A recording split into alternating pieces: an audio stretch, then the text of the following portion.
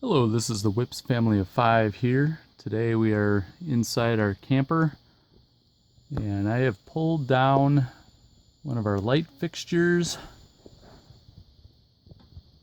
and removed the switch because the switch is broken. It will not budge anymore.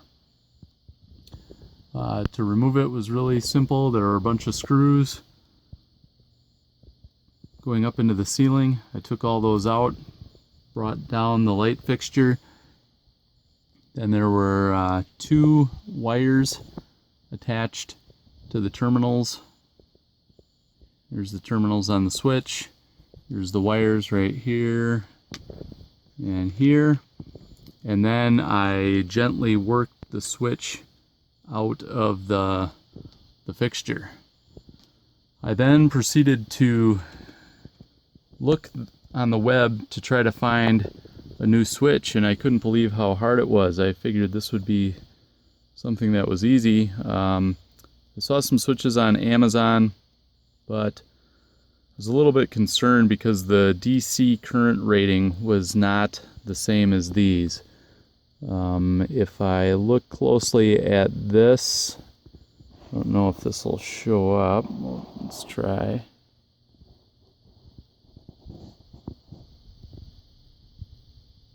It's not focusing on there, but the part number is a 212481, and it's a 2 amp 14 volt T-rated switch. So that's DC current of 2 amps and 14 volts. So I found some on Amazon that looked like they might work, but the rating for DC amperage was not good enough, or it wasn't specified. I can't recall. So what I did is I went to Digi-Key and I found the following part number. Digi-Key is an electronics supply company, and I found their part number CWI487-ND. It has a good applicable comparable DC rating. Here is what the switch looks like. It's the same size physically. The mechanism that holds it in place is a little bit different. This has got a center prong thing, and these are on the edges on both sides. So we're gonna see if it fits. The other thing about this switch is it is not labeled on off, but that's not a deal breaker for me. So I'm gonna go ahead and see if I can get this switch pressed in. All right, so I've pressed in the switch, and it looks like it's gonna work just fine. Those detent mechanisms don't totally engage.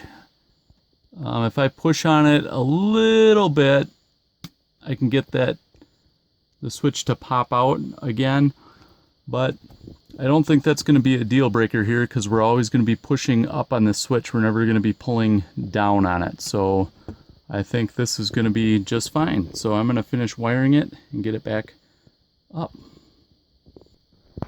All right, so I've got a couple screws holding it up here.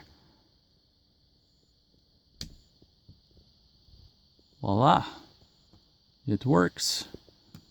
The only other thing I'll mention, which I forgot to before, is the only marking that I could find on this light is right here.